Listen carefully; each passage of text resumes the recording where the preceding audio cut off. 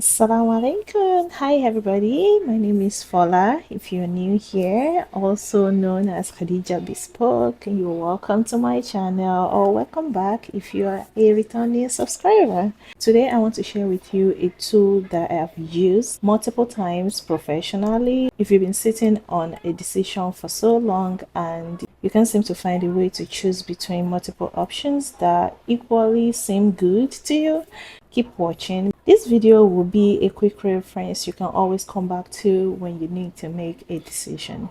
Not only am I going to share decision matrix with you, I'm also going to share something that I personally do to ensure that a decision that I've made, I am not going back to regret it. Something when Yoruba says, if it shows you the front, shoot it. If it shows you the back, shoot it. And when it's just left to you on your own, re-strategize. So no matter what, it's in your hand. The ball is in your court. It is easier to let people make decisions for you and just go with the flow. And one reason why that is difficult is we don't want to take responsibility or accountability when our decision backfires. We need to watch to the end of this video.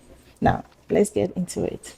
So most people, the most structured way they try to make decision is by drawing the pros and cons. But pros and cons are not so comprehensive. They don't put into consideration what is the priority to you. Yes, they help you visualize and list benefits or the disadvantage of a particular option, but they don't really get into the point of putting into consideration what is most important to you beyond what is generally known as the benefit or advantage or disadvantage of that option.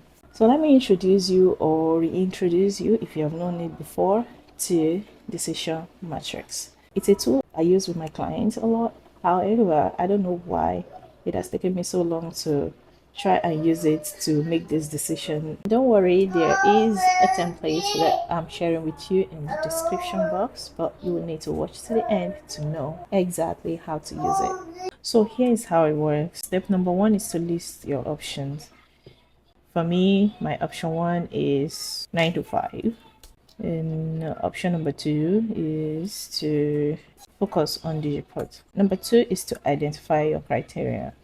For me, my criteria are here: flexibility, income stability, income potential, family impact, long-term alignment, and energy and sustainability, because I do not want to get myself into something that I'm going to be burning out in again. So now the next thing you're going to do is to rate this criteria on how important they are for me. This is big for me. This option is big. Constant is fine. It's good to have, but it's not like the end of the world. This is also big, but I'm still fine with it. The impact on my family is important to me.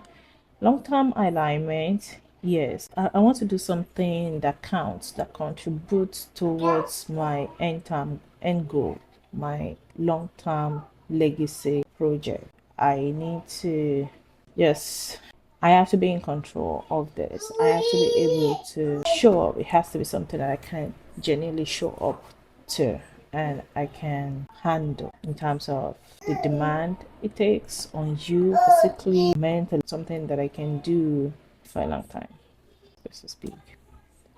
So I'm going to leave it like this.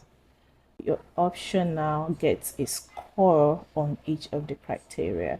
You see that we're not dealing with disadvantages or whatever. We're just talking about what is important to you and how you can rate different options based on what is important to you. So I'm going to do this off camera because I do not want to show whatever the decision matrix is giving me here yet, because it's not the end of the process. I told you that there is one more thing that you would have to do in order to feel like this is it. Then step 5 is to do the multiplication and total.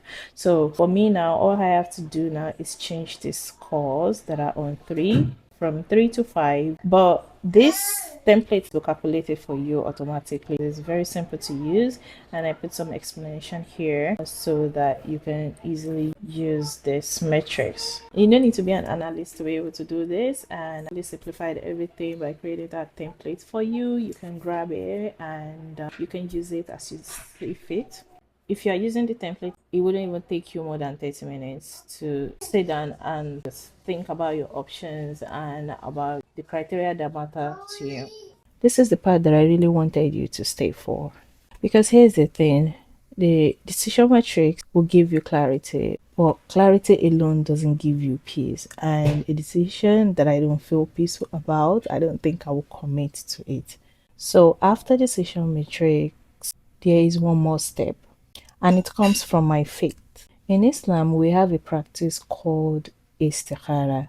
It is a prayer specifically for decision making. So when you've done your research, consult people, thought it through as best as you can, you still need guidance on the right path to take. So the word itself, Istikhara, comes from an Arabic root that means seeking what is good. So the concept is you are not asking God to make decision for you. You are asking him to direct you towards what is best for you. And to make the decision you're about to take easy if it is the right one. And or to remove that idea from your head if it's not the right thing for you. But this is the part that really changes everything. And this applies whether you're a Muslim or not. You have to pray this prayer with conviction, not as plan B, not as a formality. You have to pray it with a genuine belief that God will answer, that He sees the full picture that you cannot see, that His knowledge of what is good for you is greater than your own knowledge. So when you pray that prayer with conviction and then make the decision, something shifts. You stop second guessing.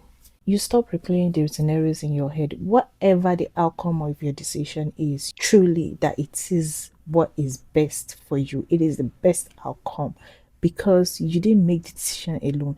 You invited the one that knows what is best for you when you are making the decision. You invited God into the process and you believe that He answered you. That trust is what prevents future regrets, not the outcome of the decision, but the trust. I've seen people make decisions that looks like failure when you look at it from outside.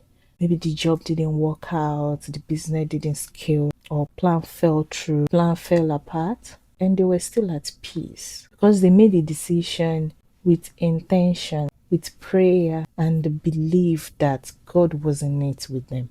And I've also seen people who made a decision that looked successful by every measure externally, but they still feel unsettled, still wondering if they chose right because the decision was made out of fear or pressure. So the matrix gives you clarity and the prayer gives you peace. You're going to need both, right? For my non-Muslim friends, if you believe in God in any tradition, I want to invite you to try something similar. After you're done with your matrix, sit down in reflection, in prayer, and genuinely submit the decision. Not God, please make this work for me. But God, I have done the work. I trust you with the rest. Guide me to what is best for me and give me peace to accept it. So that is the full framework. Do the work. Be honest about what you truly value. Let the number show you what your heart probably already knows. Sign up. And then take it to God for the final sign off. I'll be sharing where this process takes me as I go. Subscribe so you don't miss the follow-up. And please drop a comment below if you have anything to share about a decision you've been sitting on or your experience with Istikhara, and or if you have used decision matrix before. I would love to learn from your experience. I am Fola, also known as Khadija Bespoke. Take care of yourself and I'll see you in the next one.